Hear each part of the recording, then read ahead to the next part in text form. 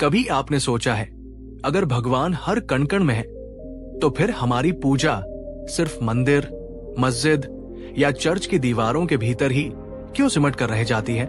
अगर हर धर्म का उद्देश्य इंसान को अच्छा और नेक बनाना है, तो फिर इतिहास में और आज भी धर्म के नाम पर इतनी नफरत, इतनी हिंसा क्यों होती है? ये सवाल सदियों से हर उस इंसान के मन में उठा है जो केवल परंपराओं को ढोना नहीं चाहता, बल्कि सत्य को खोजना चाहता है। और आज की ये कहानी सिर्फ एक प्रश्न से शुरू होती है। इस दुनिया में, इस ब्रह्मांड में सबसे बड़ा धर्म आखिर है क्या? क्या ये घंटों की पूजा है? क्या ये कठोर व्रत और उपवास है? या फिर ये कोई ऐसा रहस्य है जिसे हम अपनी भागदौड़ की जिंदगी में पूरी तरह से भूल चुके हैं? नमस्कार मेरे प्यारे दोस्तों, और स्वागत है आपका हमारे चैनल पर, जहां हम मिलकर जीवन के इन गहरे रहस्यों की परतों को खोलते हैं। आज हम समय में पीछे चलेंगे, उस दौर में जब तथागत गौतम बुद्ध अपनी ज्ञान की करुणा से मानवता का मार्गदर्शन कर रहे थे। और हम उस क्षण के साक्षी बनेंगे जब उनसे यही प्रश्न पूछा गया, और उन्होंने जो जवाब दिया उसने उस समय के सबसे बड़े पंडितों और राजाओं को भी निशब्द कर दिया था। ये कहानी आपकी पूजा, आपके व्रत और आपके धर्म के प्रति आपकी पूरी सोच को बदल सकती है। इसलिए इस वीडियो को अंत तक पूरे ध्यान से देखिएगा, क्योंकि अंत में जो सत्य उजागर होगा वो शायद आपकी आत्मा को छू जाए। ये उस समय की बात है जब प्राचीन भारत अपनी ज्ञान परंपरा के शिखर पर था।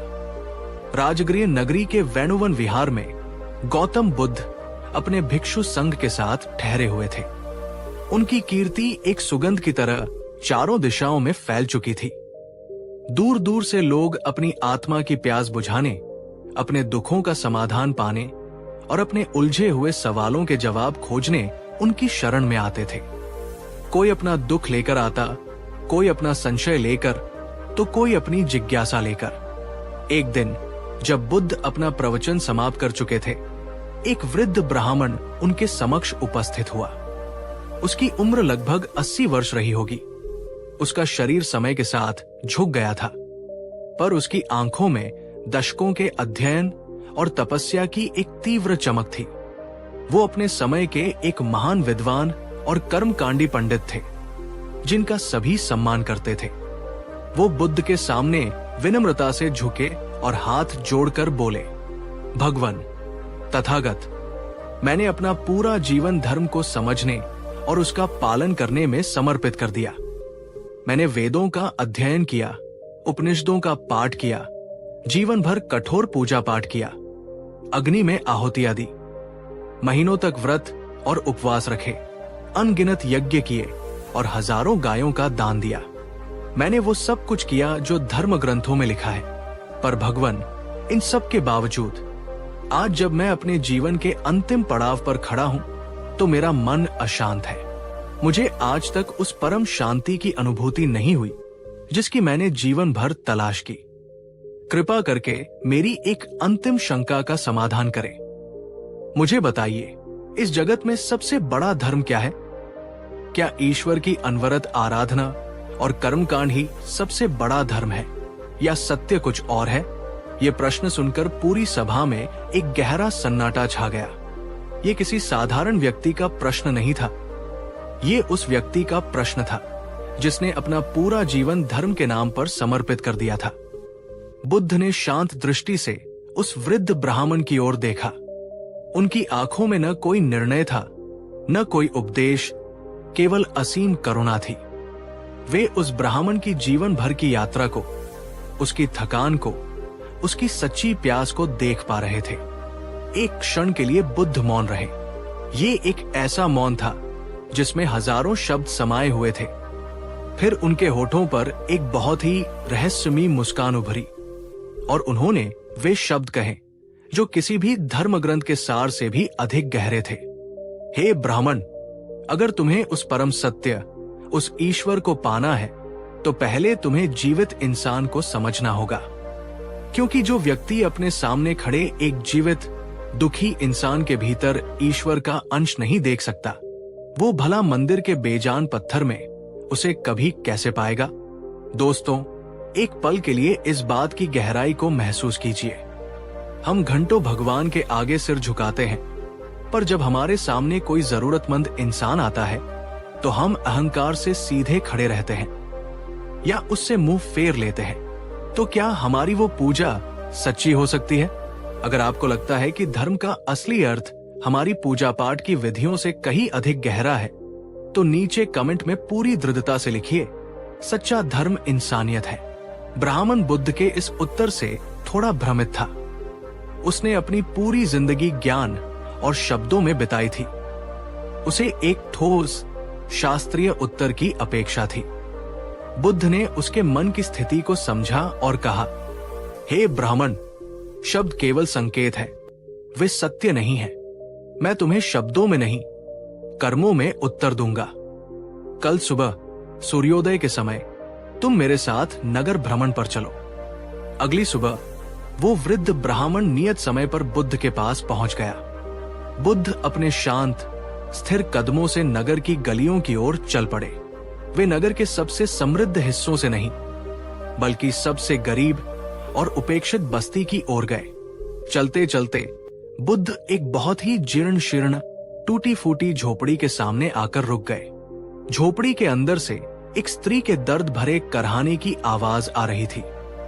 वहां एक बीमार महिला मैले कुचैले कपड़ों में जमीन पर पड़ी थी। उसका शरीर तेज बुखार से तप रहा था और वो ठंड से कांप रही थी। उसका कोई सहारा नहीं था। उसके 2 छोटे छोटे बच्चे पास में बैठे रो रहे थे। वे शायद कई दिनों से भूखे थे। झोपड़ी में चारों ओर गंदगी और निराशा का वास था। ब्राह्मण ये दृश्य देखकर थोड़ा असहज हो गया और दूर ही खड़ा रहा। लेकिन बुद्ध ने एक पल भी संकोच नहीं किया। उन्होंने बिना कुछ कहे उस झोपड़ी के कोने में पड़ी एक झाड़ू को उठाया और उस पूरी झोपड़ी को साफ करने लगे। फिर वे पास के कुएं से पानी भर कर लाए। उन्होंने एक साफ कपड़े को गीला करके उस स्त्री के माथे पर पट्टियां रखी ताकि उसका बुखार कम हो सके। उन्होंने अपने भिक्षा पात्र में से कुछ भोजन निकालकर पहले उन भूखे बच्चों को खिलाया और फिर उस स्त्री को अपने हाथों से सहारा देकर थोड़ा सा सूप पिलाया। वो वृद्ध ब्राह्मण ये सब देखकर हैरान, अचंभित और स्तब्ध था। एक तथागत, एक बुद्ध जिसे राजा महाराजा अपने सिंहासनों पर बिठाते हैं, वो एक अछूत मानी जाने वाली गरीब और बीमार स्त्री की ऐसी सेवा कर रहा था। उससे रहा नहीं गया। उसने लगभग डांटते हुए कहा, भगवान, ये आप क्या कर रहे हैं? आप तो एक बुद्ध हैं। आपको तो समाधि में लीन होकर ईश्वर की साधना करनी चाहिए और आप यहाँ इस गंदी झोपड़ी में इस अपवित्र स्त्री की सेवा कर रहे हैं। ये आपके स्तर का कार्य नहीं है। बुद्ध ने अपना काम करते करते बिना उसकी ओर देखे मुस्कुराते हुए कहा, हे ब्राह्मण, मैं वही तो कर रहा हूं। मैं अपने ईश्वर की ही साधना कर रहा हूं। तुम जिसे धर्म ग्रंथों में पढ़ते हो, मैं उसे यहां जीवित देख रहा हूं। जो धर्म एक भूखे की भूख नहीं मिटा सकता, जो पूजा एक दुखी व्यक्ति की पीड़ा को महसूस नहीं कर सकती और जो साधना एक रोते हुए के आंसू नहीं पोंछ सकती, वो धर्म नहीं। वो केवल एक मानसिक भ्रम है, एक अहंकार का प्रदर्शन है। बुद्ध ने उस दिन बिना एक भी शास्त्रीय श्लोक बोले धर्म का सबसे बड़ा सत्य सिखा दिया। उन्होंने कहा, सेवा ही सच्ची पूजा है, करुणा ही सच्चा व्रत है और निस्वार्थ प्रेम ही इस संसार का सबसे बड़ा और एकमात्र सच्चा धर्म है। एक दिन विहार में शाम के समय बुद्ध के प्रिय शिष्य आनंद ने उनसे पूछा, भंते, लोग तो कहते हैं कि फूल चढ़ाने से, दीपक जलाने से और मंत्रों का जाप करने से हमारे पाप धुल जाते हैं और हमें पुण्य मिलता है। क्या ये सब गलत है?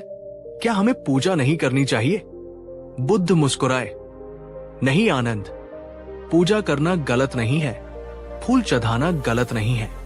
ये मन को एकाग्र करने, श्रद्धा प्रकट करने का एक माध्यम हो सकता है।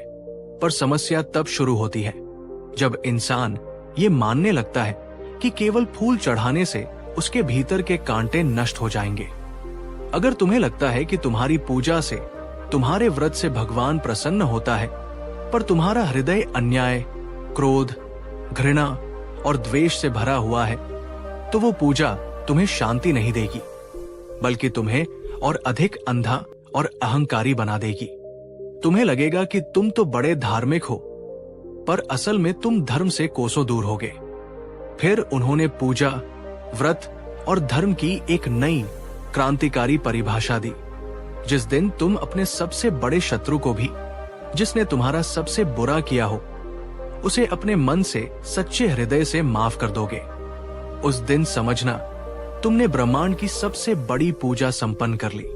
जिस दिन तुम सड़क पर पड़े किसी घायल जानवर को उठाकर उसकी पीड़ा को कम कर दोगे, या किसी दुखी इंसान के कंधे पर हाथ रखकर उसके आंसू पोंछ दोगे, उस दिन समझना कि तुमने सबसे बड़ा और सबसे पवित्र व्रत रखा है।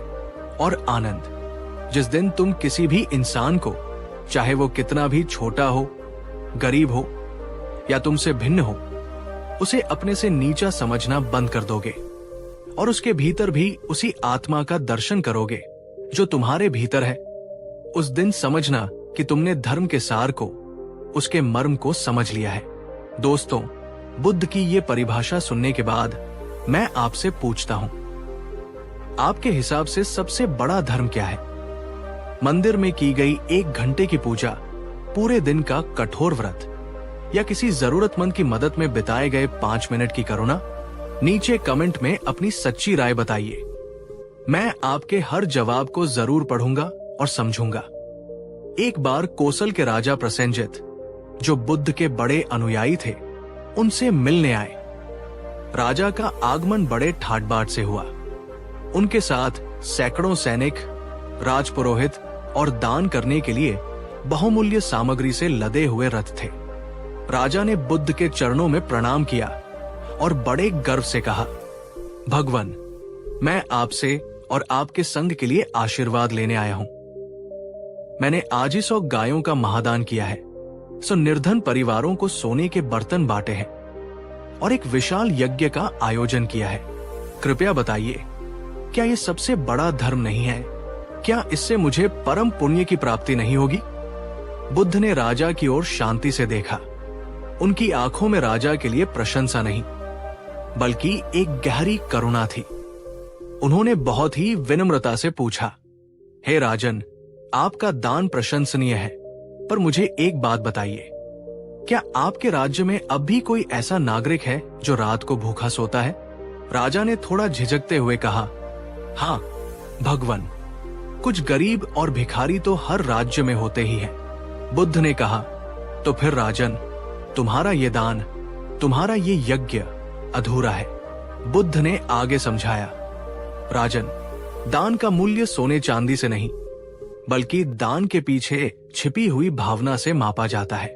अगर तुम्हारा दान किसी जरूरतमंद की पीड़ा को कम करने के लिए है, तो वो धर्म है। पर अगर तुम्हारा दान केवल अपने पुण्य को बढ़ाने, अपने अहंकार को संतुष्ट करने या लोगों से प्रशंसा पाने के लिए है, तो वो धर्म नहीं, अधर्म बन जाता है। 100 गायों का दान करने से कहीं बड़ा धर्म है किसी एक भूखे इंसान को प्रेम से एक रोटी खिला देना। बुद्ध ने राजा प्रसेनजित से आगे कहा, राजन, जो व्यक्ति अपने हृदय से, अपनी आत्मा से दया का, करुणा का, प्रेम का दान देता है, वही सच्चा धनी और वही सच्चा धर्मी है। इस संसार में अगर कोई सबसे बड़ा धर्म है, तो वो है दयालु और करुणावान होना। जब बुद्ध अपने महापरिनिर्वाण के अंतिम दिनों में कुशीनगर के सालवन में लेटे हुए थे, तब उनके परम शिष्य आनंद और अन्य भिक्षु आंखों में आंसू लिए उनके चारों ओर बैठे थे। आनंद ने रोते हुए पूछा, भंते, आपके जाने के बाद हम किसका अनुसरण करेंगे? हमें बताइए, आपकी दृष्टि में इस दुनिया का सार क्या है? सबसे बड़ा, सबसे श्रेष्ठ धर्म क्या है? बुद्ध ने अपनी आंखें खोली। उनकी आवाज अत्यंत क्षीण, पर पहले से भी अधिक गहरी और स्पष्ट थी। उन्होंने वे अंतिम शब्द कहे जो उनकी पूरी शिक्षा का सार है। आनंद, सुनो, इस संसार का सबसे बड़ा धर्म है अहिंसा और मैत्री। विचारों में, हिंसा न करना, वाणी में हिंसा न करना, कर्मों में हिंसा न करना। जो दूसरों को किसी भी प्रकार से दुख देता है, चाहे वो शारीरिक हो या मानसिक, वो वास्तव में अपने ही भीतर नरक का निर्माण करता है। और जो व्यक्ति बिना किसी भेदभाव के सभी प्राणियों के प्रति, चाहे वो मनुष्य हो, पशु हो या कोई भी जीव, अपने हृदय में प्रेम और करुणा का भाव रखता है, वो जहां भी जाता है अपने साथ स्वर्ग को लेकर जाता है। इसलिए मेरे शिष्यों, मेरी भिक्षुओं, अगर तुम सच में मुझे पूजना चाहते हो, मेरी वंदना करना चाहते हो, तो मेरे लिए किसी पत्थर की मूर्ति पर फूल मत चढ़ाना, किसी मंदिर में जाकर मेरे नाम के दिए मत जलाना। बल्कि जब तुम्हें कोई भूखा दिखे तो उसे अपने हिस्से का भोजन दे देना। जब तुम्हें कोई दुखी या रोता हुआ मिले तो उसके पास बैठकर उसे एक सच्ची मुस्कुराहट दे देना। जब कोई गिरा हुआ हो तो उसे सहारा देकर उठा देना। वही मेरी सबसे सच्ची पूजा होगी, वही सबसे बड़ा धर्म होगा। दोस्तों, आज हम 21वीं सदी में जी रहे हैं। हमने विज्ञान और तकनीक में अद्भुत प्रगति कर ली है, पर धर्म के मामले में हम शायद आज भी उसी ब्राह्मण की तरह भ्रमित हैं। आज हम धर्म को उसके बाहरी प्रतीकों से मापते हैं, हमारे कपड़ों से, हमारे माथे पर लगे तिलक से, हमारे नाम और हमारी जाति से, हमारे मंदिरम मस्जिद चर्च के आकार से।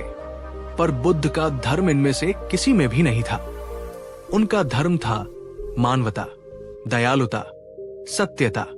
बुद्ध हमें ये नहीं सिखाते कि हमें नास्तिक बन जाना चाहिए, बल्कि वे हमें सिखाते हैं कि हमें सच्चा आस्तिक बनना चाहिए। और सच्चा आस्तिक वही है जो केवल ऊपर वाले से नहीं, बल्कि अपने आसपास मौजूद हर जीव से प्रेम करता है।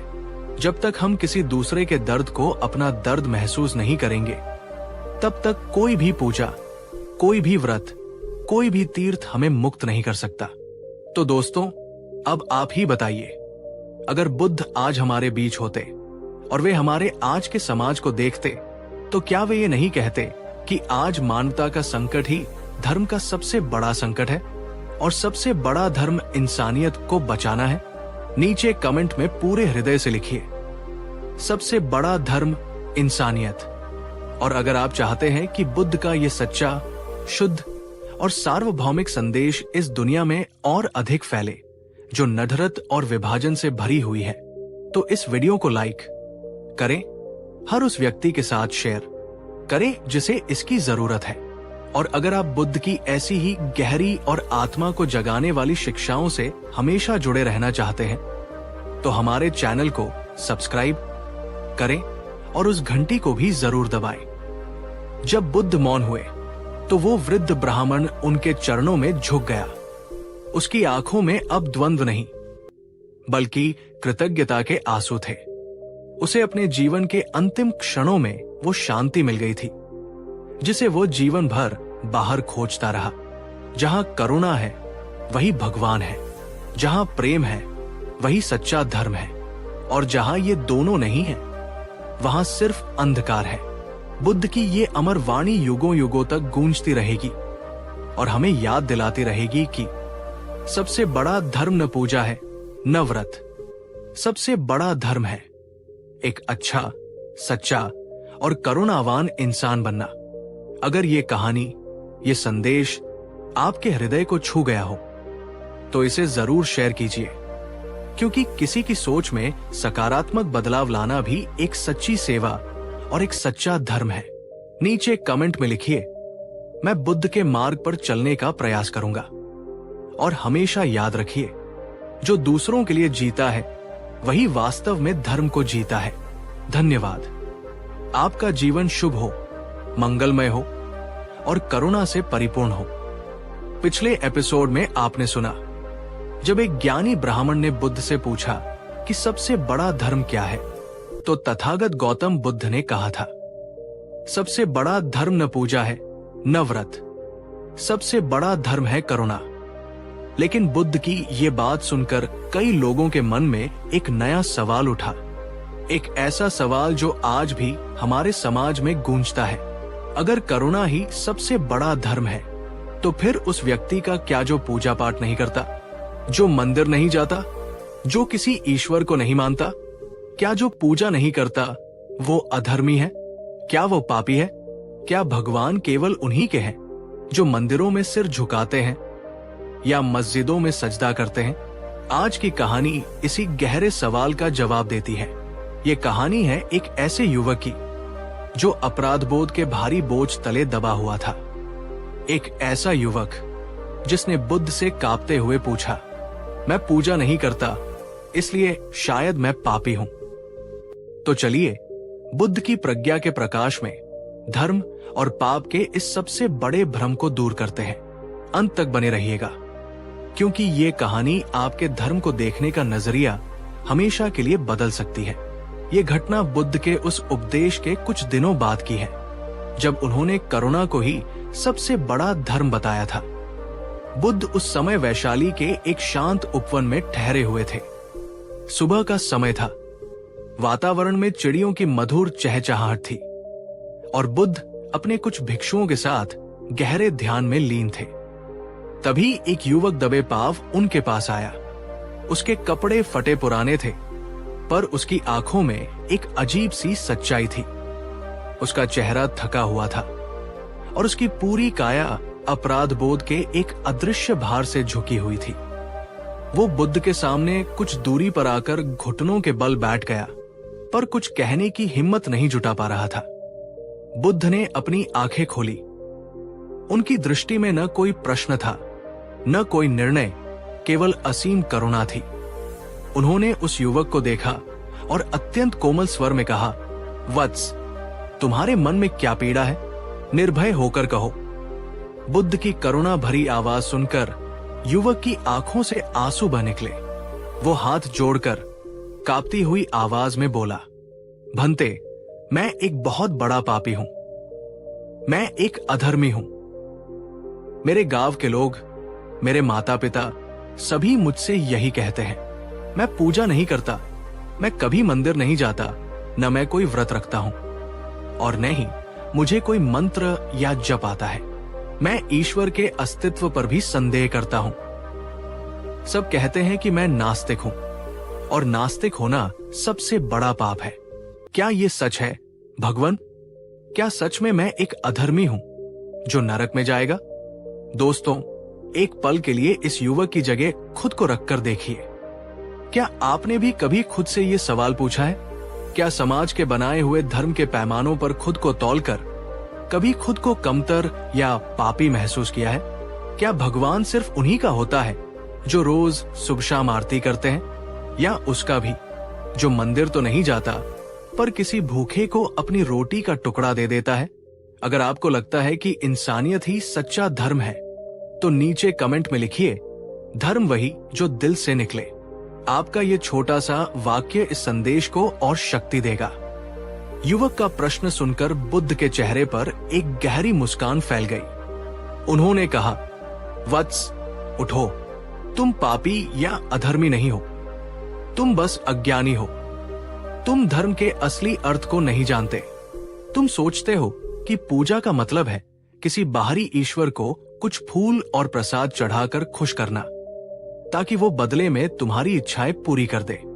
ये धर्म नहीं, ये तो एक सौदा है, एक व्यापार है। लेकिन सच्ची पूजा तो स्वयं को निर्मल बनाने की प्रक्रिया है। अपने भीतर के क्रोध, घृणा, ईर्ष्या और लोभ को मिटाने का अभ्यास ही सच्ची पूजा है। युवक ये सुनकर चौंका। उसने कहा, स्वयं को निर्मल बनाना, वो कैसे होता है भगवान? बुद्ध मुस्कुराए। जब तुम किसी की सफलता देखकर ईर्ष्या नहीं करते, बल्कि उसके लिए प्रसन्न होते हो, तब तुम सबसे बड़ी पूजा कर रहे होते हो। जब तुम किसी को धोखा देने के अवसर पर भी ईमानदारी का मार्ग चुनते हो, तब तुम सबसे बड़ी पूजा कर रहे होते हो। जब तुम किसी असहाय और पीड़ित जीव के प्रति अपने हृदय में सच्ची करुणा महसूस करते हो और उसकी मदद के लिए अपना हाथ बढ़ाते हो, तब तुम उस क्षण में सबसे बड़ी और सबसे पवित्र पूजा कर रहे होते हो। क्योंकि वत्स, भगवान किसी पत्थर की मूर्तियों में नहीं, वो तुम्हारे शुद्ध कर्मों में तुम्हारी निर्मल चेतना में बसता है। बुद्ध ने अपनी बात को और सरल बनाने के लिए एक उदाहरण दिया। कल्पना करो, एक व्यक्ति है जो रोजाना सुबह नदी में 100 डुबकियां लगाता है, ये सोचकर कि उसके पाप धुल जाएंगे। फिर वो मंदिर जाता है, घंटों पूजा करता है और महंगे प्रसाद चढ़ाता है। पर जैसे ही वो मंदिर से बाहर निकलता है, वो एक गरीब भिखारी को देखकर मुंह फेर लेता है, एक व्यापारी से झूठ बोलता है और अपने पड़ोसी से ईर्ष्या करता है। और एक दूसरा व्यक्ति है जो कभी मंदिर नहीं जाता, पर वो रोज अपनी कमाई का एक छोटा सा हिस्सा किसी भूखे को खाना खिलाने में लगाता है। वो कभी झूठ नहीं बोलता और हर किसी से प्रेम और सम्मान से बात करता है। अब तुम ही बताओ, दोनों में से कौन सच में धार्मिक है? किसके कर्म ईश्वर के अधिक निकट है? युवक ने बिना किसी संकोच के सिर झुका लिया और बोला, भगवान, जिसने भूखे को खिलाया और जो सत्य और प्रेम के मार्ग पर चला, वही सच्चा धर्मी है। बुद्ध की आंखों में एक चमक आई। वे बोले, तो फिर वत्स, तुम समझ गए, सबसे बड़ा धर्म कोई बाहरी पूजा पाठ नहीं, बल्कि आंतरिक शुद्धि और सेवा है। आप बताइए दोस्तों, आपके हिसाब से कौन ज्यादा धार्मिक है? वो जो दिन में 100 बार राम राम या अल्लाह अल्लाह जपता है, पर उसके मन में दूसरों के लिए नफरत है? या वो जो कोई नाम नहीं जपता, पर किसी रोते हुए के आंसू पोंछ देता है? नीचे कमेंट में अपनी राय जरूर बताइए, क्योंकि आपका जवाब शायद किसी और की धार्मिक कट्टरता की सोच को बदल दे। बुद्ध की वाणी उस युवक के हृदय में अमृत की तरह उतर गई। उसके मन पर वर्षों से पड़ा अपराध बोध का भारी पत्थर जैसे पिघल गया। उसने रोते हुए, पर इस बार खुशी के आंसुओं के साथ कहा, भंते, अब मैं समझ गया। अब तक मैं धर्म को, भगवान को बाहर ढूंढता रहा, मंदिरों में, मूर्तियों में, पर मैं ये नहीं जानता था कि वो मेरे भीतर, मेरे ही कर्मों में छिपा हुआ था। बुद्ध ने उसके सिर पर हाथ रखा और बोले, वत्स, धर्म कोई ऐसा चोला नहीं है जिसे तुम पहन सकते हो, या कोई ऐसा आचरण नहीं है जिसका तुम दिखावा कर सकते हो। धर्म एक आंतरिक अनुभव है। जब तुम्हारा हृदय प्रेम और करुणा से भरा होता है, तो तुम स्वाभाविक रूप से धार्मिक हो जाते हो, चाहे तुम किसी भी ईश्वर को मानो या न मानो। याद रखो, जिस दिल में दया है, वहां पहले से ही एक जीवंत मंदिर है। बुद्ध ने उसे एक अंतिम निर्देश दिया, अब तुम जाओ और ये चिंता मत करो कि तुम पूजा करते हो या नहीं, पर आज से ये संकल्प लो कि तुम रोज किसी एक जीव की निस्वार्थ मदद करोगे। किसी प्यासे को पानी पिलाना, किसी भूखे को भोजन देना, किसी गिरे हुए को उठाना, या बस किसी उदास व्यक्ति को देखकर एक सच्ची मुस्कुराहट देना, वही तुम्हारी आरती होगी, वही तुम्हारा प्रसाद होगा और वही तुम्हारी सच्ची प्रार्थना होगी। दोस्तों, क्या आपने कभी किसी की एक छोटी सी भी मदद की है, जिससे आपको बाहरी प्रशंसा तो नहीं मिली, पर आपके भीतर एक गहरी शांति, एक अद्भुत सुकून का अनुभव हुआ हो? अगर हाँ, तो नीचे कमेंट में लिखिए, यही सच्चा धर्म है। उस दिन के बाद उस युवक का जीवन पूरी तरह से बदल गया। उसने अपराध बोध में जीना छोड़ दिया। वो सुबह उठता और बस यही सोचता कि आज वह किसके काम आ सकता है। वो गांव के बीमारों की सेवा करने लगा, बूढ़ों के लिए लकड़ियां काट कर लाने लगा और भूखे बच्चों को अपने हिस्से की रोटी खिलाने लगा। वो ये सब बिना किसी दिखावे के, बिना किसी नाम की चाह के चुपचाप करता और चला जाता। शुरुआत में गांव के लोग हैरान हुए, पर धीरे धीरे वे उसकी निस्वार्थ सेवा को देखने लगे। वही लोग जो कल तक उसे नास्तिक और अधर्मी कहकर ताने मारते थे, अब सम्मान से कहने लगे, ये देखो, ये वही युवक है जो कभी पूजा नहीं करता था, पर आज इसके कर्मों में हमें साक्षात भगवान दिखाई देता है। ये तो चलता फिरता मंदिर बन गया है। बुद्ध के प्रिय शिष्य आनंद ने जब ये अद्भुत परिवर्तन देखा, तो वे बड़े आश्चर्य से बुद्ध के पास गए और बोले, भंते, ये तो चमत्कार हो गया। आपने तो उस युवक को बिना कोई पूजा पाठ सिखाए, बिना कोई मंत्र दिए, एक सच्चा साधक बना दिया। बुद्ध मुस्कुराए, आनंद, चमत्कार मैंने नहीं, उस युवक के अपने ही कर्मों ने किया है। मैंने तो बस उसे उसके भीतर की शक्ति का आईना दिखाया है। याद रखो, जब हृदय में सच्चा प्रेम और सच्ची करुणा जागती है तो हर सांस एक प्रार्थना बन जाती है और हर कर्म एक पूजा। जिस दिन इंसान ये समझ जाएगा कि किसी का भला करना ही सबसे बड़ी भक्ति है और किसी का दिल दुखाना ही सबसे बड़ा पाप है, उसी दिन इस दुनिया से अधर्म अपने आप मिट जाएगा। इस घटना के बाद बुद्ध ने अपने सभी शिष्यों को एक बहुत ही गहरी और महत्वपूर्ण चेतावनी दी। उन्होंने कहा, सावधान रहना मेरे भिक्षुओं, कर्म के मार्ग पर चलते चलते कभी कभी धर्म भी अहंकार का रूप ले लेता है। कई लोग सेवा करते हैं, दान देते हैं और फिर मन में ये भाव ले आते हैं, देखो मैं कितना बड़ा धार्मिक हूं, मैं कितना बड़ा दानी हूं। और जिस क्षण ये मैं का भाव आता है उसी क्षण धर्म का सार मर जाता है और अहंकार का जन्म हो जाता है। ये अधर्म से भी ज्यादा खतरनाक है क्योंकि ये धर्म के चोले में छिपा होता है। याद रखो, सच्चा धर्म विनम्र होता है, शांत होता है। वो कभी अपनी अच्छाई का ढिंढोरा नहीं पीटता। जैसे एक सुंदर फूल कभी अपनी खुशबू की गिनती नहीं करता, वो तो बस अपनी प्रकृति के कारण सुगंध फैलाता है। वैसे ही एक सच्चा धार्मिक व्यक्ति अपने पुण्यों की गिनती नहीं करता, वो तो बस अपने करुणा भाव के कारण शुभ कर्म करता है। दोस्तों, क्या आपने अपने आसपास ऐसे लोग देखे हैं जो बहुत पूजा पाठ करते हैं पर उनके दिल में दूसरों के लिए घृणा, अहंकार और भेदभाव भरा होता है? तो क्या वे सच में धार्मिक है? अगर आपका जवाब नहीं है तो इस वीडियो को लाइक जरूर करें, क्योंकि यही बुद्ध का सबसे बड़ा संदेश है। धर्म तुम्हारे दिल में है, तुम्हारे दिखावे में नहीं। संध्या का समय था। बुद्ध शांत बैठे थे और अस्त होता हुआ सूर्य आकाश में अद्भुत रंग बिखेर रहा था। शिष्य आनंद ने एक अंतिम प्रश्न पूछा, भंते, अगर पूजा, व्रत, जप ये सब धर्म के बाहरी रूप है तो फिर मनुष्य के जीवन का अंतिम लक्ष्य क्या होना चाहिए? बुद्ध ने अपनी शांत, गहरी आंखों से आनंद को देखा और उत्तर दिया, आनंद, मनुष्य जीवन का एक ही परम लक्ष्य है, अपने भीतर की सोई हुई करुणा को पूरी तरह से जगा देना। क्योंकि जब तुम अपनी करुणा को जगाते हो तो तुम न केवल दूसरों के दुखों को महसूस करते हो, बल्कि तुम स्वयं इस ब्रह्मांड की एकात्मता से जुड़ जाते हो। तब तुम्हें हर जीव में अपना ही प्रतिबिंब दिखाई देता है और उस अवस्था में तुम किसी को कष्ट पहुंचा ही नहीं सकते। जो दूसरों के दुख को महसूस कर सकता है और उसे दूर करने का प्रयास करता है, वही सच में धार्मिक है, वही सच में प्रबुद्ध है। याद रखो, ईश्वर या प्रकृति, तुम उसे जो भी नाम दो, वो तुम्हें तुम्हारी पूजा या तुम्हारे चढ़ावे से नहीं, बल्कि तुम्हारे व्यवहार और तुम्हारी नीयत से पहचानता है।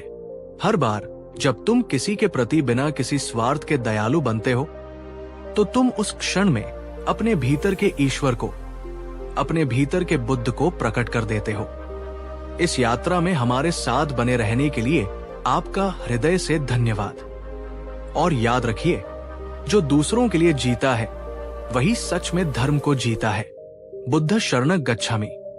पिछले एपिसोड में आपने सुना, जब एक अपराध बोध से भरे युवक ने बुद्ध से पूछा कि क्या पूजा न करने वाला पापी होता है, तो तथागत गौतम बुद्ध ने कहा था, जो पूजा नहीं करता पर किसी जरूरतमंद की मदद करता है वही सच्चा धर्मी है। लेकिन बुद्ध की ये करुणा की शिक्षा एक और भी गहरे और कठिन सवाल को जन्म देती है। किसी जरूरतमंद की मदद करना, किसी दुखी के प्रति दया दिखाना शायद फिर भी संभव है, पर उस व्यक्ति का क्या जो हमें कष्ट देता है, जो हमारा अपमान करता है, जो हमारी पीठ में छुरा घोंपता है, क्या उसके प्रति भी प्रेम और करुणा रखना संभव है? और अगर संभव है भी तो क्यों? क्या ये कायरता नहीं है? आज की हमारी कहानी इसी सबसे कठिन मानवीय परीक्षा का जवाब देती है। ये कहानी है एक क्रोध से भरे शिष्य की और बुद्ध के उस उत्तर की, जिसने न केवल उस शिष्य को बल्कि पूरी मानवता को धर्म का सबसे ऊंचा और सबसे कठिन पाठ पढ़ा दिया। तो चलिए बुद्ध की प्रज्ञा के प्रकाश में ये समझने का प्रयास करते हैं कि अपने शत्रु से प्रेम करना कायरता नहीं, बल्कि परम वीरता क्यों है। संध्या का समय था। वेणुवन विहार में चारों ओर एक अद्भुत शांति फैली हुई थी। पक्षी अपने घोंसलों की ओर लौट रहे थे और अस्त होता हुआ सूर्य आकाश में सिंदूरी रंग बिखेर रहा था। बुद्ध अपने कुछ शिष्यों के साथ एक पत्थर की शिला पर शांति से बैठे थे, जैसे वे स्वयं उस शांति का केंद्र हो। तभी उस शांत वातावरण को चीरता हुआ उनका एक शिष्य देवदत्त क्रोध में लगभग कांपता हुआ उनके पास आया। उसके नथुने फूल रहे थे, मुट्ठियां भिंची हुई थी और चेहरा क्रोध से लाल था। वो बुद्ध के सामने आकर रुका और उग्र स्वर में बोला, भंते, आज मेरा घोर अपमान हुआ है। राजगृह के बाजार में सबके सामने एक व्यापारी ने मुझे सार्वजनिक रूप से अपमानित किया। उसने मुझे झूठा कहा, पाखंडी कहा, मूर्ख कहा। उसकी कही हुई बातें अभी भी मेरे कानों में जहर की तरह घुल रही है। मेरा खून खौल रहा है। मैं उससे इसका बदला लेना चाहता हूं। मैं उसे सबक सिखाना चाहता हूं। देवदत्त की आंखों में प्रतिशोध की ज्वाला धधक रही थी। बुद्ध ने अपनी शांत करुणामय दृष्टि उस पर डाली, जैसे कोई शांत झील उफनते हुए झरने को देख रही हो। उन्होंने अत्यंत शांत स्वर में पूछा, देवदत्त, क्या उस व्यापारी के शब्दों ने तुम्हारे शरीर को छुआ? क्या उन्होंने तुम्हारे भीतर जो ज्ञान है उसे छुआ? देवदत्त ने अधीरता से कहा, नहीं भंते, पर उसने मेरे सम्मान को, मेरी प्रतिष्ठा को गहरी चोट पहुंचाई है। बुद्ध के होठों पर एक हल्की रहस्यमयी मुस्कान आई। देवदत्त, सच्चा सम्मान दूसरों की जुबान पर नहीं रहता, वो तुम्हारे अपने मन की स्थिरता में निवास करता है। अगर तुम्हारा सम्मान इतना कमजोर है कि किसी के कुछ शब्द उसे चोट पहुंचा सकते हैं, तो वो सम्मान था ही नहीं, वो तुम्हारा अहंकार था। अगर तुम अपने शत्रु से नफरत करते हो, तो तुम उसके द्वारा फेंके गए जहर को पी लेते हो और उसके बराबर हो जाते हो। लेकिन अगर तुम उस स्थिति में भी अपने मन में प्रेम और शांति बनाए रखते हो, तो तुम उस जहर को अमृत में बदल देते हो और तुम उससे बहुत ऊपर उठ जाते हो।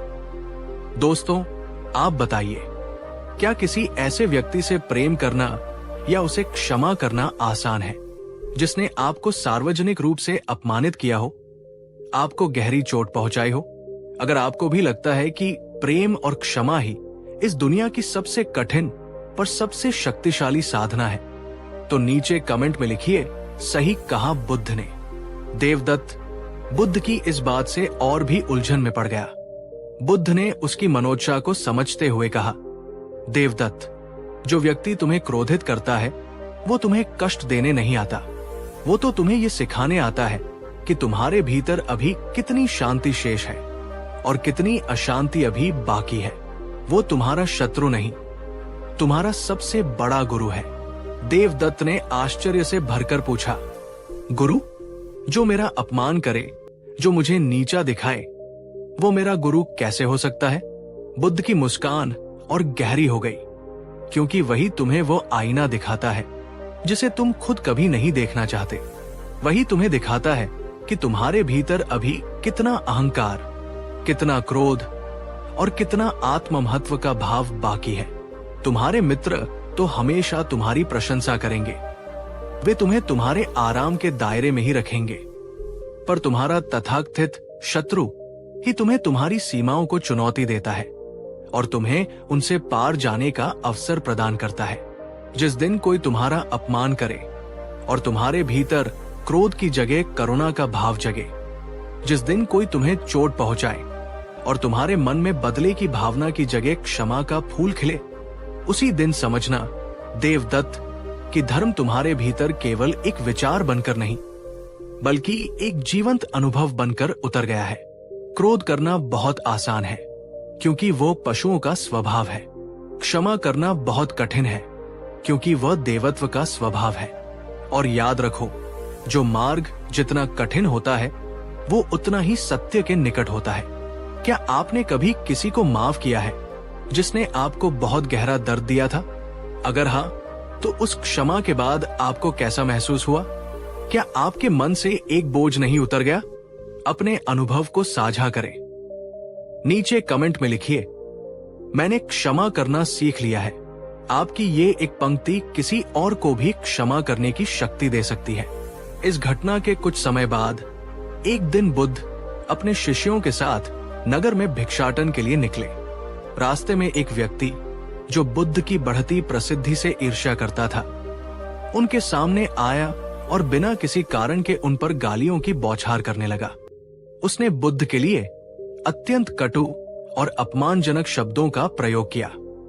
बुद्ध के शिष्य, विशेषकर आनंद, ये सुनकर गुस्से से भर गए। वे उस व्यक्ति को दंड देना चाहते थे, पर बुद्ध शांत रहे, अविचलित। वे चुपचाप सब कुछ सुनते रहे। उनके चेहरे पर न क्रोध का कोई भाव था, न दुख का। वे बस शांति और करुणा से उस व्यक्ति को देखते रहे। जब वो आदमी गालियां देते देते थक गया और चला गया, तब आनंद ने बड़े दुख और क्रोध से बुद्ध से पूछा, भंते, आपने उसे रोका क्यों नहीं? आपने उसे कोई उत्तर क्यों नहीं दिया? उसने तो आपका इतना घोर अपमान किया। बुद्ध रुके और उन्होंने आनंद से एक सरल सा प्रश्न पूछा, आनंद, यदि कोई व्यक्ति तुम्हारे लिए एक उपहार लेकर आए और तुम उस उपहार को स्वीकार करने से मना कर दो, तो वो उपहार किसके पास रहता है?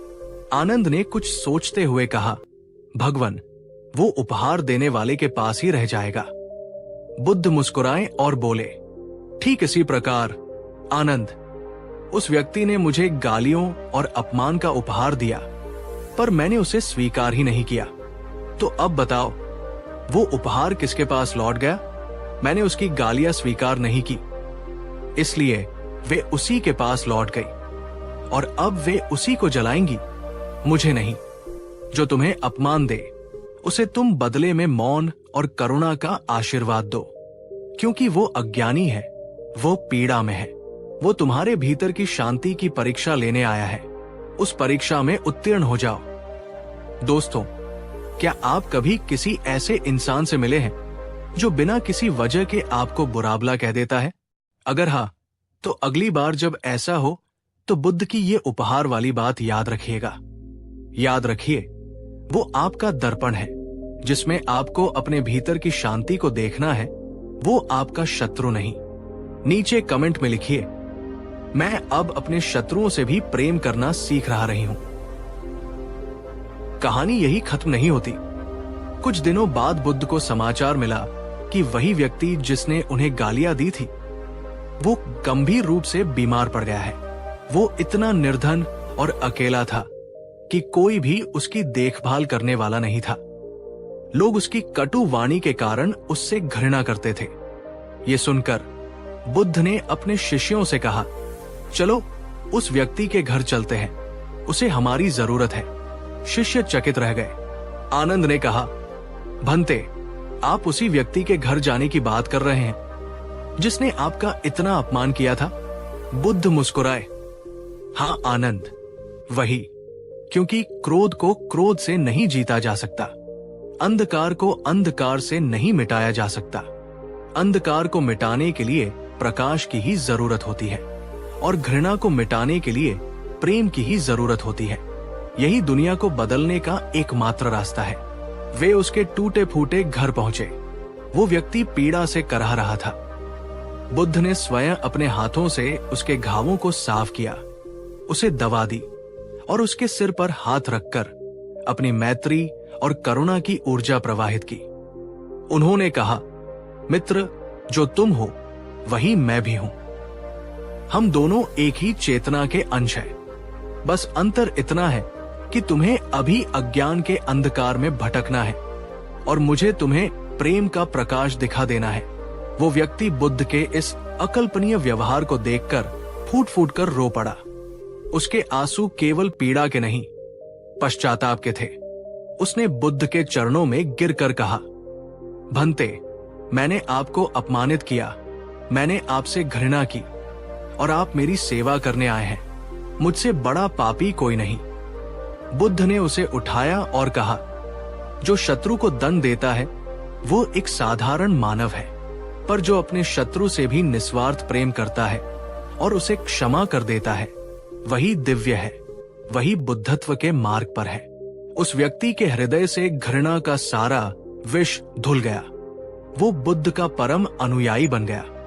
उसने जान लिया कि सच्चा धर्म किसी ग्रंथ या पूजा में नहीं, बल्कि उस प्रेम में है जो सबसे कठिन, सबसे अयोग्य व्यक्ति के लिए भी जीवित रहता है। दोस्तों, क्या आपने कभी ऐसा अनुभव किया है कि किसी के साथ निरंतर अच्छा व्यवहार करने से उसकी नफरत भी प्रेम में बदल गई? अगर हाँ, तो इस वीडियो को लाइक करें, क्योंकि प्रेम की ये परिवर्तनकारी शक्ति ही बुद्ध की सबसे बड़ी और सबसे सच्ची शिक्षा है। इस घटना के बाद बुद्ध ने अपने सभी शिष्यों को एकत्रित किया और उन्हें धर्म का सार समझाया। उन्होंने कहा, मेरे भिक्षुओं, आज इस बात को अपने हृदय में हमेशा के लिए अंकित कर लो। नहीं वेरेन वेरानी समन्तीत कुदाचनम, अवेरेंच समन्ति इस धम्मो सनंतनो। अर्थात इस संसार में वैर से वैर कभी शांत नहीं होता। वैर केवल अवैर प्रेम से ही शांत होता है। यही शाश्वत नियम है, यही सनातन धर्म है। अगर कोई तुम्हारा अपमान करे तो समझना वो तुम्हें एक परीक्षा दे रहा है, एक अवसर दे रहा है, ये जांचने का कि तुम अपने मन के कितने स्वामी बन चुके हो। और अगर तुम उस परीक्षा में शांत और करुणामय रह सको तो समझना तुमने धर्म को केवल पढ़ा नहीं, बल्कि पा लिया है। जो अपने शत्रु से प्रेम करता है वही सच्चा धार्मिक है, क्योंकि ये प्रेम केवल एक भावना नहीं, ये एक गहरी साधना है, एक कठिन तपस्या है। प्रेम का मतलब ये नहीं है कि तुम कमजोर हो या तुम अन्याय को सह रहे हो। प्रेम का मतलब है कि तुम इतने शक्तिशाली हो, तुम्हारा हृदय इतना विशाल है कि किसी और की नकारात्मकता, किसी और की घृणा तुम्हारे भीतर टिक ही नहीं सकती। तो दोस्तों, अब आप बताइए, अगर आज के बाद कोई आपका अपमान करे, कोई आपको चोट पहुंचाए, तो क्या आप उसे माफ करने का, उसके प्रति भी करुणा का भाव रखने का प्रयास करेंगे? ये बहुत कठिन है, मैं जानता हूं, पर असंभव नहीं। नीचे कमेंट में ये संकल्प लिखिए, मैं माफ करने की शक्ति अपने भीतर जगाऊंगा, क्योंकि यही है बुद्ध का सच्चा रास्ता। क्रोध नहीं, करुणा, प्रतिशोध नहीं, क्षमा, द्वेष नहीं, प्रेम। और यही है सच्चा, सनातन और सर्वोच्च धर्म।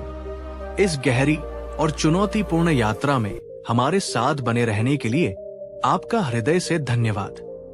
कहानी अब उस मोड़ पर पहुंच चुकी है जहां बुद्ध के शब्द अब सिर्फ कानों में नहीं, बल्कि हमारी आत्मा की गहराइयों में उतरने लगे हैं। पिछले एपिसोड में आपने सुना कि कैसे बुद्ध ने सिखाया कि अपने शत्रु से प्रेम करना ही धर्म की सबसे ऊंची अवस्था है। परंतु इस शिक्षा ने कई लोगों के मन में, विशेषकर उन लोगों के मन में जो धर्म को पूजा पाठ और कर्म कांडों से मापते थे, एक नई उलझन पैदा कर दी। कोसल के राजा प्रसेनजित, जो कभी सोने चांदी में धर्म को ढूंढते थे, अब बुद्ध के चरणों में बैठे थे। वे बुद्ध की हर बात को आत्मसात कर रहे थे, पर उनका मन अभी भी पारंपरिक धर्म की परिभाषाओं में उलझा हुआ था। उनकी आंखों में एक गहरा सवाल था और बुद्ध के चेहरे पर उस सवाल का शांत, मौन उत्तर। आज की हमारी कहानी वहीं से शुरू होती है, जहां बुद्ध हमें धर्म के बाहरी चोले से निकालकर उसके सच्चे, धड़कते हुए हृदय तक ले जाते हैं। राजा प्रसेनजित ने हाथ जोड़कर बड़ी विनम्रता से पूछा, भगवान, आपने हमें करुणा, क्षमा और प्रेम का पाठ पढ़ाया, पर मेरे पुरोहित कहते हैं कि राज्य के कल्याण के लिए, देवताओं को प्रसन्न करने के लिए बड़े बड़े यज्ञ, पूजा पाठ और मंदिरों का निर्माण ही सबसे बड़ा धर्म है। मैं भ्रमित हूं, भगवान, कृपा करके मेरा मार्गदर्शन करें। इस संसार में मनुष्य के लिए सबसे बड़ा धर्म क्या है? बुद्ध ने अपनी शांत, गहरी आंखों से राजा की ओर देखा और मुस्कुराते हुए कहा, राजन, तुम मुझसे पूछते हो कि सबसे बड़ा धर्म क्या है, पर धर्म को समझने से पहले ये समझना बहुत जरूरी है कि धर्म क्या नहीं है। राजा ने सिर झुका दिया और पूरी सभा कान लगाकर सुनने लगी। बुद्ध बोले, धर्म वो नहीं है जो तुम भव्य मंदिरों की ऊंची दीवारों में खोजते हो। धर्म वो नहीं है जो तुम किसी विशेष दिन, किसी त्योहार पर ही निभाते हो। और धर्म वो भी नहीं है जो किसी एक पवित्र किताब के पन्नों में कैद है। धर्म तो एक जीवंत नदी की तरह है राजन। वो बहता है, वो तुम्हारे हृदय की करुणा में बहता है, तुम्हारे व्यवहार की सच्चाई में बहता है और तुम्हारे हर कर्म की पवित्रता में बहता है। दोस्तों, एक पल के लिए सोचिए, हम धर्म को कहाँ ढूंढते हैं? तीर्थ यात्राओं में, मंदिरों की मूर्तियों में या कर्म कांडों की जटिल विधियों में? पर क्या आपने कभी ये सोचा है कि मंदिर में घंटों पूजा करने से बड़ा धर्म सड़क पर किसी जरूरतमंद की 5 मिनट मदद करना भी हो सकता है? नीचे कमेंट में लिखिए, आपके अनुसार सच्चा धर्म क्या है? एक शब्द में बताइए। राजा प्रसेनजित ने कहा, भगवान कृपा करके और सरल शब्दों में समझाएं। बुद्ध आगे बोले, हे राजन, जब कोई भूखा प्यासा तुम्हारे दरवाजे पर आता है और तुम अपने हिस्से की रोटी और पानी उसे दे देते हो, वो धर्म है। जब कोई क्रोध और घृणा में भरकर तुम्हें अपशब्द कहता है और तुम बदले में उस पर अपनी शांति और करुणा बरसाते हो, मौन रह जाते हो, वो धर्म है।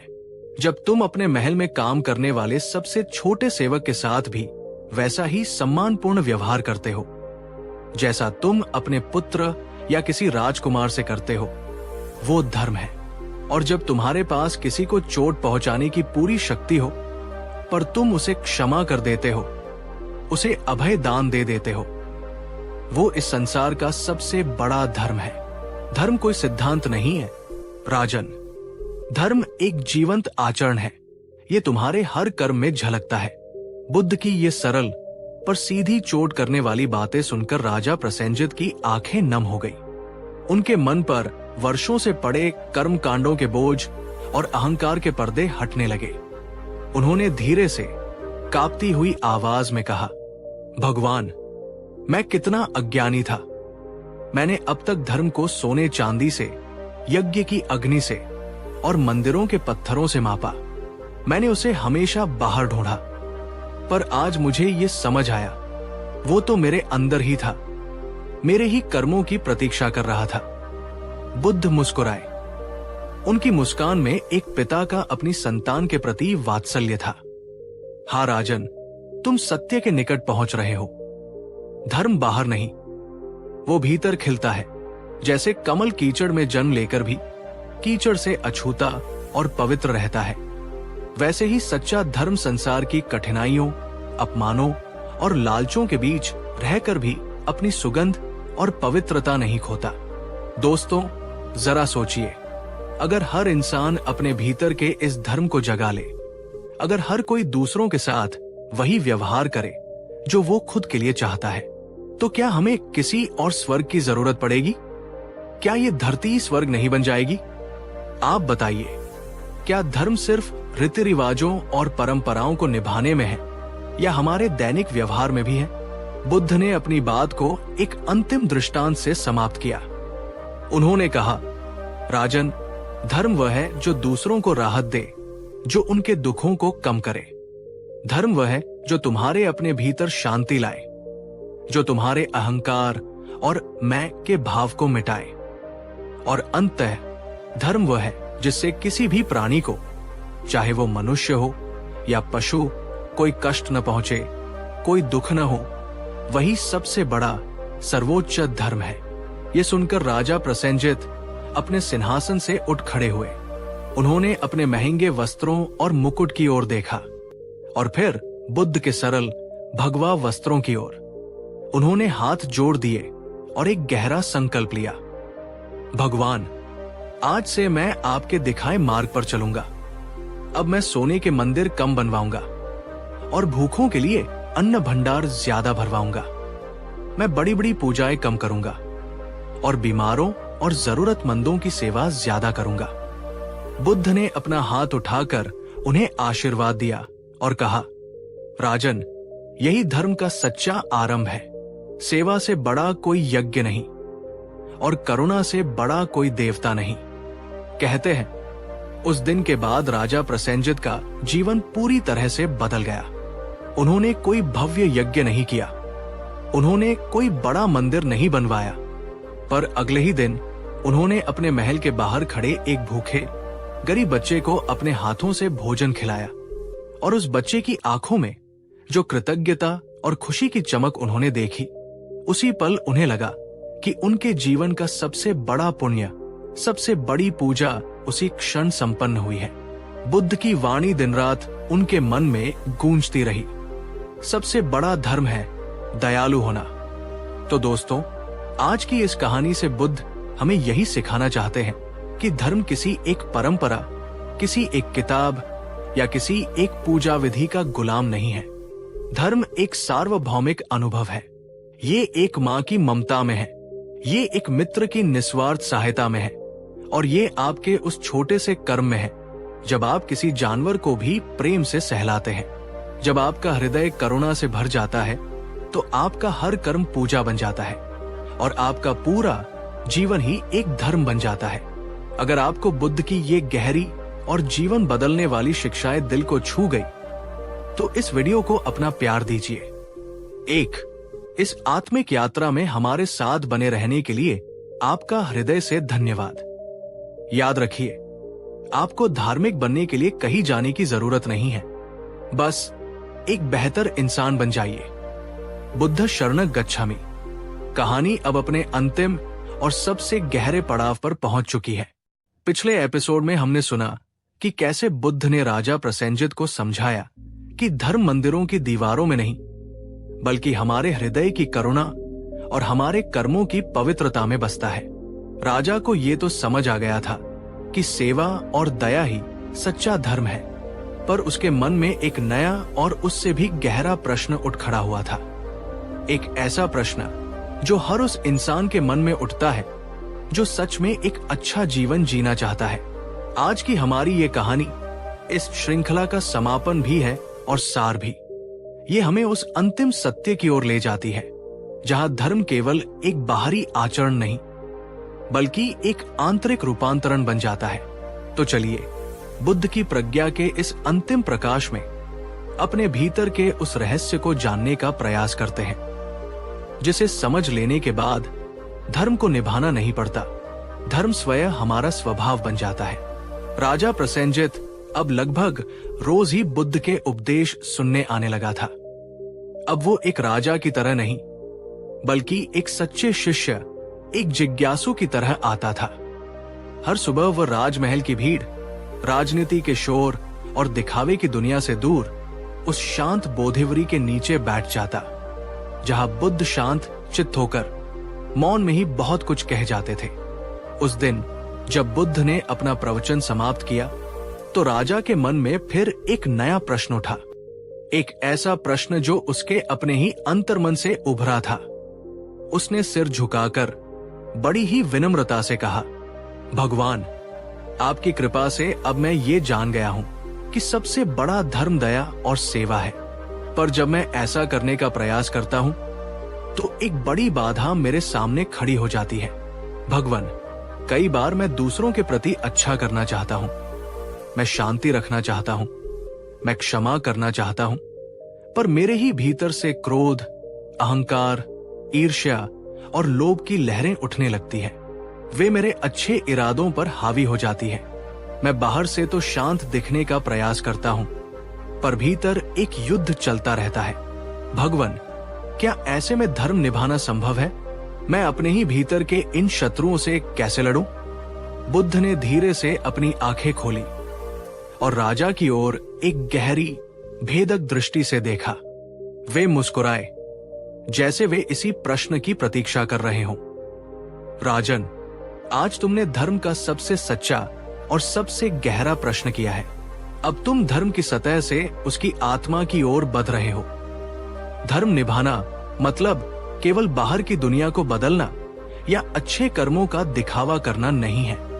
धर्म निभाने का सच्चा और एकमात्र अर्थ है अपने ही भीतर के अंधकार को मिटाना।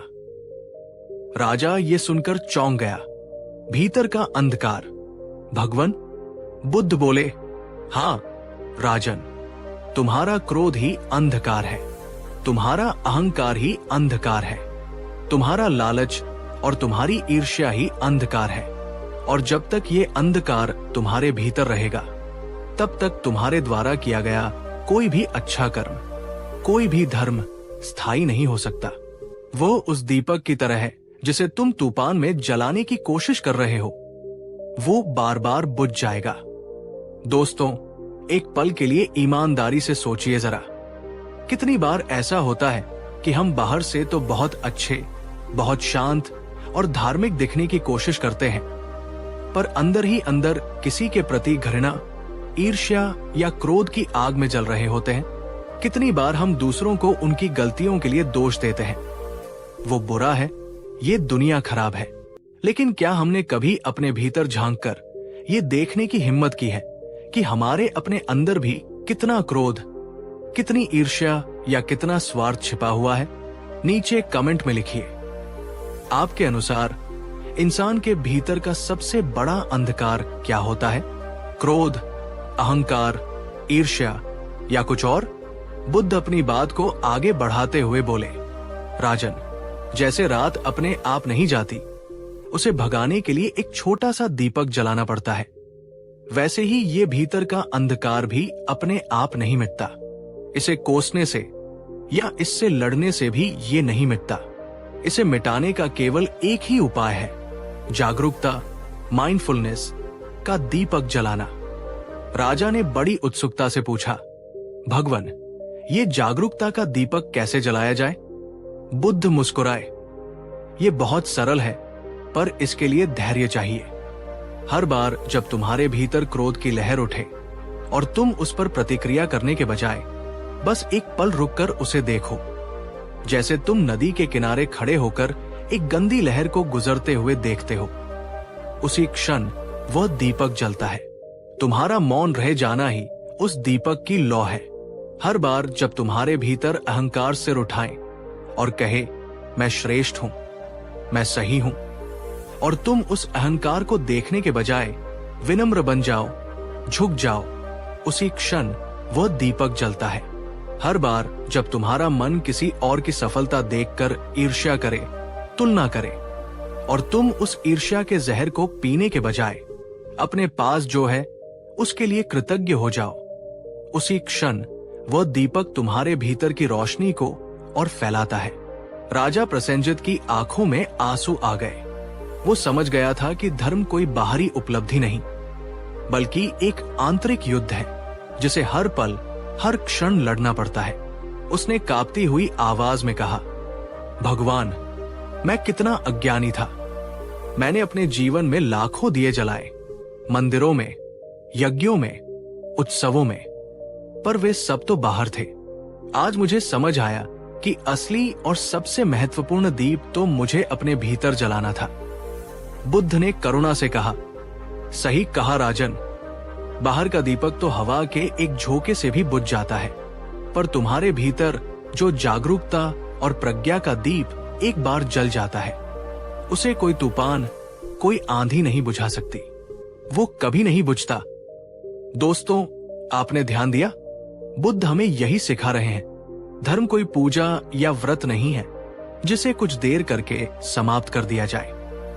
धर्म तो 24 घंटे की, अपने ही मन पर की जाने वाली साधना है। ये आत्मशुद्धि की एक सतत प्रक्रिया है। तो आइए आज से हम सब एक संकल्प करें। हर दिन हम अपने भीतर की किसी एक बुराई को, किसी एक नकारात्मक आदत को पहचानेंगे और उसे मिटाने का, उसे जागरूकता के प्रकाश में लाने का प्रयास करेंगे। ये एक छोटी सी आदत लग सकती है, लेकिन यही असली धर्म निभाना है।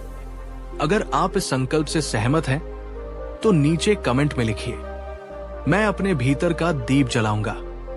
बुद्ध ने अपनी अंतिम और सबसे शक्तिशाली बात कही, राजन, धर्म निभाने का सच्चा अर्थ है हर दिन, हर क्षण स्वयं को बेहतर बनाना। जो व्यक्ति अपने ही भीतर के क्रोध को, अपने ही अहंकार को अपनी ही ईर्ष्या को जीत लेता है, वही इस दुनिया का सच्चा विजेता बन जाता है। क्योंकि बाहरी शत्रुओं पर विजय तो कोई भी वीर पा सकता है, पर अपने ही मन पर विजय केवल एक सच्चा साधक ही पाता है। ये सुनकर राजा प्रसेनजित पूरी तरह से रूपांतरित हो चुका था। वो अपने राजसी सिंहासन से उतरा, अपने मुकुट को एक तरफ रखा और एक साधारण शिष्य की तरह बुद्ध के चरणों में बैठ गया।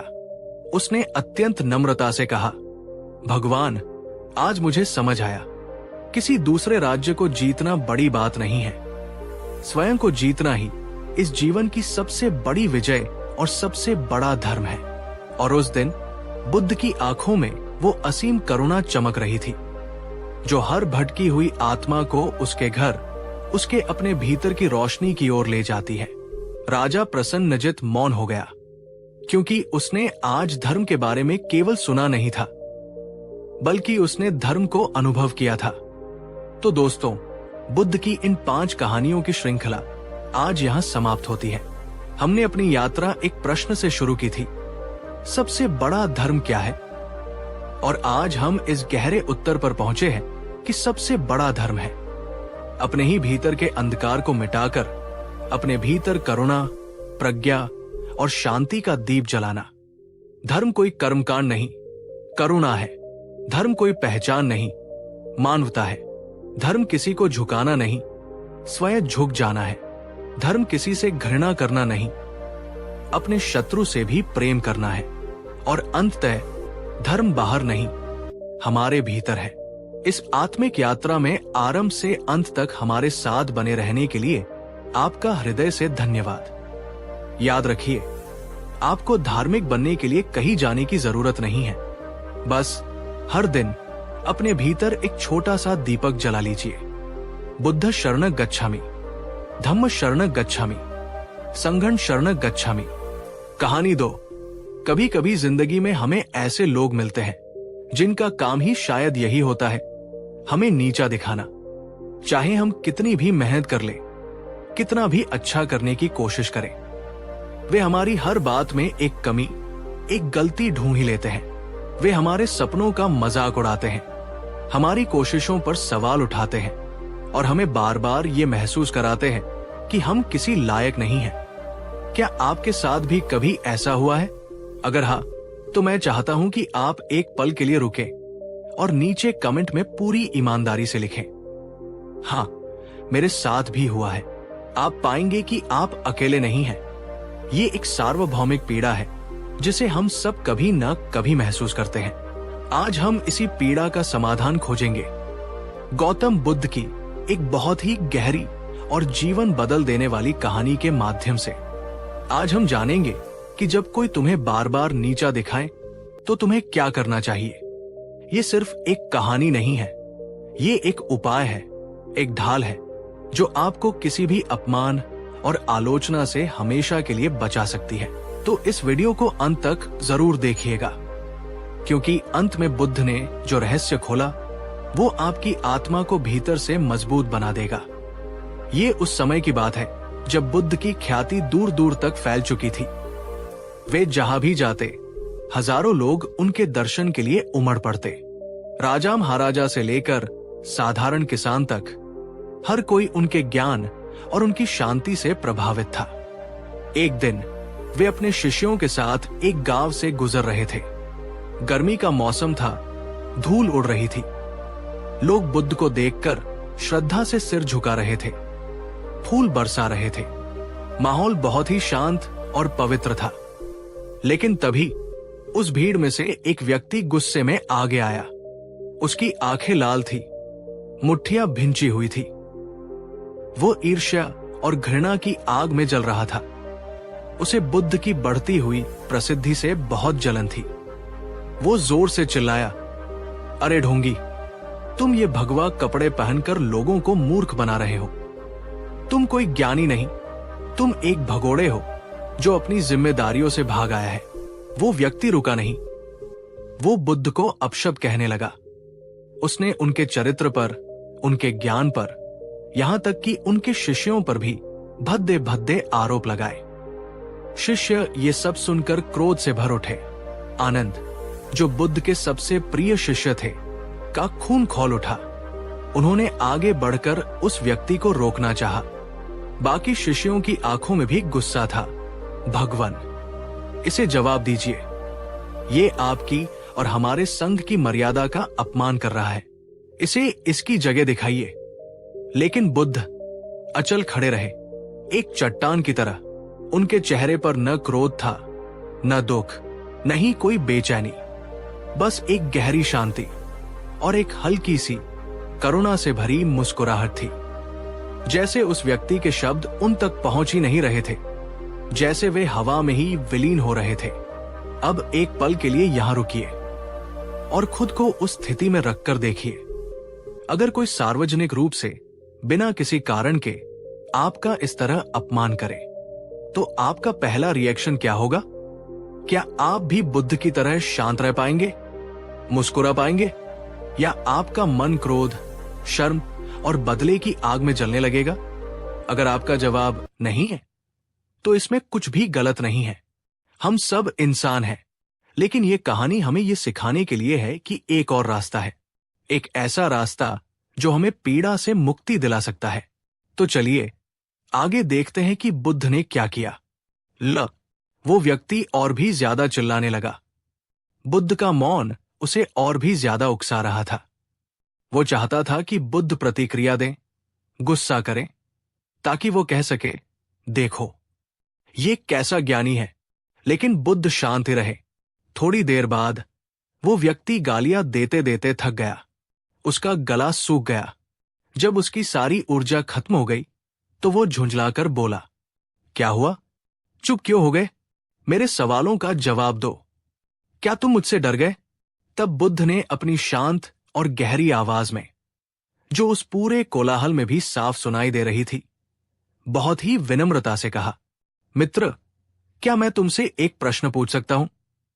वो आदमी चौंक गया। उसे इस तरह के शांत सवाल की उम्मीद नहीं थी। उसने कहा, हां, पूछो।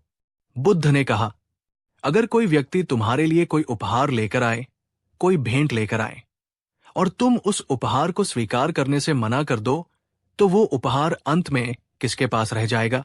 उस आदमी ने थोड़ा सोचा, फिर थोड़ा अहंकार से बोला, ये तो सीधी सी बात है। अगर मैं उपहार नहीं लूंगा, तो वो उसी के पास रह जाएगा जो उसे लेकर आया था। अब बुद्ध की आंखों में एक गहरी चमक आई। उन्होंने मुस्कुराकर बहुत ही प्रेम और करुणा से कहा, ठीक इसी तरह मित्र, तुमने अभी अभी मुझे क्रोध और अपशब्दों का जो उपहार दिया है, मैं उसे स्वीकार करने से इनकार करता हूं। इसलिए ये उपहार अब भी तुम्हारे ही पास है। क्या आपने इस उत्तर की गहराई को महसूस किया? ये सिर्फ शब्द नहीं है, ये एक पूरा जीवन दर्शन है। मैंने तुम्हारा उपहार स्वीकार नहीं किया। बुद्ध हमें हमारे जीवन का सबसे बड़ा रहस्य बता रहे हैं। जब कोई आपको नीचा दिखाता है, जब कोई आपका अपमान करता है, तो वो असल में अपनी नकारात्मकता, अपना जहर, अपनी पीड़ा आपको एक उपहार के रूप में दे रहा होता है। लेकिन उस जहर को पीना या नहीं पीना, ये चुनाव हमेशा हमेशा आपके हाथ में होता है। कोई आपको जबरदस्ती जहर नहीं पिला सकता। यही है असली उपाय। अगली बार जब कोई अपनी बातों से आप पर हमला करे, तो लड़ने या दुखी होने से पहले अपने मन में बुद्ध के इन शब्दों को दोहराए, मैं इस उपहार को स्वीकार नहीं करता।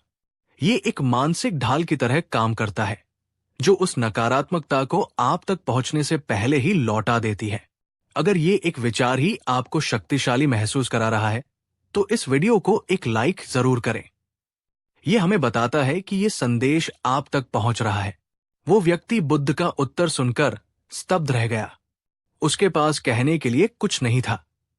भीड़ में भी सन्नाटा छा गया। लोगों को पहली बार समझ आया कि सच्ची शक्ति चिल्लाने में नहीं, शांत रहने में है। वो व्यक्ति शर्मिंदा होकर चुपचाप वहां से चला गया। बाद में जब शिष्य बुद्ध के साथ आश्रम लौटे, तो उन्होंने पूछा, भगवान, आपने उसे जवाब क्यों नहीं दिया? आपने उसे ये क्यों नहीं दिखाया कि वो गलत है? बुद्ध ने समझाया, जब कोई व्यक्ति क्रोध की आग में जल रहा हो, तो उस पर तर्क का पानी डालने से कोई फायदा नहीं। वो उस समय कुछ भी सुनने या समझने की स्थिति में नहीं होता। उस समय मौन ही सबसे अच्छा जवाब है। फिर उन्होंने एक और गहरी बात कही, जब कोई तुम्हें नीचा दिखाता है तो वो तुम्हें एक अवसर दे रहा होता है। अवसर अपनी शांति का अभ्यास करने का, अवसर अपनी सहनशीलता को परखने का, अवसर ये देखने का कि क्या तुम्हारी खुशी और शांति सच में तुम्हारी अपनी है या वो दूसरों के शब्दों पर निर्भर है। दोस्तों, इस नजरिए को समझने की कोशिश कीजिए। हम जिसे अपमान कहते हैं, बुद्ध उसे अभ्यास का अवसर कह रहे हैं। वो व्यक्ति आपका दुश्मन नहीं, आपका शिक्षक बन जाता है। वो आपको सिखा रहा है कि आपकी आंतरिक स्थिरता कितनी मजबूत है। वो आपको एक आईना दिखा रहा है जिसमें आप देख सकते हैं कि क्या आप अभी भी दूसरों की राय के गुलाम हैं। क्या आप अपनी सबसे बड़ी चुनौती को अपने सबसे बड़े शिक्षक के रूप में देख सकते हैं? अगर हाँ, तो आपकी आधी पीड़ा उसी क्षण खत्म हो जाएगी। नीचे कमेंट में लिखिए, मैं बुद्ध की तरह शांत रहूंगा। ये आपके अवचेतन मन के लिए एक शक्तिशाली संदेश होगा। रात के समय बुद्ध ने अपने शिष्यों को एक और गहरी शिक्षा दी। उन्होंने कहा, कोई तुम्हें नीचा महसूस नहीं करा सकता जब तक तुम खुद अपनी सहमति न दे दो। इसका मतलब है, दूसरे के शब्द तभी शक्तिशाली होते हैं जब हमारे भीतर का कोई हिस्सा उन पर विश्वास करने लगता है। उन्होंने समझाया, अगर कोई मुझे मूर्ख कहे तो मैं बस खुद से 2 सवाल पूछता हूं। पहला, क्या उसकी बात में कोई सच्चाई है? क्या मैंने सच में कोई मूर्खतापूर्ण काम किया है? अगर जवाब हां है, तो मुझे गुस्सा क्यों होना? मुझे तो उसका धन्यवाद करना चाहिए कि उसने मुझे मेरी गलती दिखाई ताकि मैं खुद को सुधार सकूं। और अगर जवाब नहीं है, तो मुझे गुस्सा क्यों होना? ये तो बस उसका अपना विचार है, उसकी अपनी अज्ञानता है। एक अज्ञानी व्यक्ति की बात पर क्रोध करना तो और भी बड़ी मूर्खता है। ये आत्मनिरीक्षण की प्रक्रिया ही सच्ची स्वतंत्रता है। आपकी कीमत, आपका आत्मसम्मान किसी और के सर्टिफिकेट पर निर्भर नहीं है। आप कौन हैं, ये आप जानते हैं। जैसे एक हीरा कीचड़ में गिर जाने से पत्थर नहीं बन जाता और आकाश पर धूल फेंकने से आकाश मैला नहीं हो जाता, वैसे ही किसी के अपशब्द कहने से तुम्हारा मूल्य कम नहीं हो जाता। अगले दिन वही व्यक्ति जिसने बुद्ध का अपमान किया था वापस आया, लेकिन आज उसकी आंखों में क्रोध नहीं, पश्चाताप के आंसू थे। वो बुद्ध के चरणों में गिर गया और बोला, मुझे क्षमा कर दीजिए, मैं रात भर सो नहीं सका। आपके मौन ने, आपकी शांति ने और आपकी करुणा ने मुझे अंदर तक हिला दिया है। मैंने आपको जहर दिया और आपने बदले में मुझे अमृत दिया। कृपया मुझे अपना शिष्य बना ले। बुद्ध ने उसे उठाया, गले लगाया और मुस्कुराकर कहा, मैंने तुम्हें नहीं बदला है मित्र। तुमने स्वयं अपने भीतर के अंधकार को देखा है और अब तुम प्रकाश की ओर मुड़ गए हो। तुम्हारा स्वागत है। दोस्तों, यही बुद्ध का मार्ग है। ये जीत निहारने का मार्ग नहीं है, ये रूपांतरित करने का मार्ग है। नफरत का जवाब नफरत से नहीं, बल्कि एक ऐसी अडिग शांति और करुणा से देना कि सामने वाला खुद ही बदल जाए। ये आसान नहीं है, लेकिन यही सबसे स्थायी जीत है। तो इस पूरी कहानी से वो अचूक उपाय क्या है जिसे हमें याद रखना है? इसे 4 सरल कदमों में समझते हैं। 1. उपहार को अस्वीकार करें। अपने मन में तुरंत ये विचार लाएं, ये उसकी नकारात्मकता है, मेरी नहीं। मैं इसे स्वीकार नहीं करता।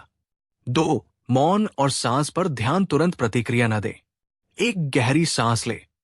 ये आपको अपनी भावनाओं का गुलाम बनने से रोकेगा। 3. करुणा का भाव लाए। याद करें कि वो व्यक्ति भीतर से दुखी है, उसके लिए मन ही मन शांति की कामना करें। 4. आत्ममूल्य को याद रखें। याद करें कि आपकी कीमत किसी और की राय से तय नहीं होती। आप जैसे हैं अनमोल हैं। अगर ये बातें आपके दिल को छू गई और आपको लगता है कि ये संदेश किसी और की भी मदद कर सकता है, तो इस वीडियो को शेयर जरूर करें। हो सकता है आपका एक शेयर किसी को गहरी पीड़ा से बाहर निकाल दे। और अगर आप भी अपनी आंतरिक शांति के लिए प्रतिबद्ध हैं, तो कमेंट में पूरी शक्ति से लिखिए, मैं अब किसी की बात से नहीं टूटूंगा। याद रखिए, जब कोई आपको बार बार नीचा दिखाता है तो वो असल में अपनी ही आंतरिक गरीबी का प्रदर्शन कर रहा होता है। एक अमीर इंसान कभी भीख नहीं मांगता। उसी तरह एक खुश और आत्मसम्मान से भरा इंसान कभी दूसरों का अपमान नहीं करता। बुद्ध का मार्ग आपको कायर बनना नहीं सिखाता, वो आपको इतना मजबूत बनना सिखाता है कि किसी और के शब्द आप पर असर ही न कर पाए। आपकी शांति आपकी अपनी हो, किसी और की मोहताज नहीं। अंतिम संदेश, अगर आपको बुद्ध की ये गहरी शिक्षा पसंद आई तो हमारे चैनल को सब्सक्राइब करना न भूलें, ताकि हम ऐसी ही जीवन बदलने वाली कहानियां आप तक लाते रहें। और नीचे कमेंट में हमें जरूर बताएं, आप अगली कहानी किस विषय पर सुनना चाहेंगे? बुद्ध और क्रोध, बुद्ध और भविष्य की चिंता, या बुद्ध और मोह? आपके सुझाव हमारे लिए बहुत महत्वपूर्ण है।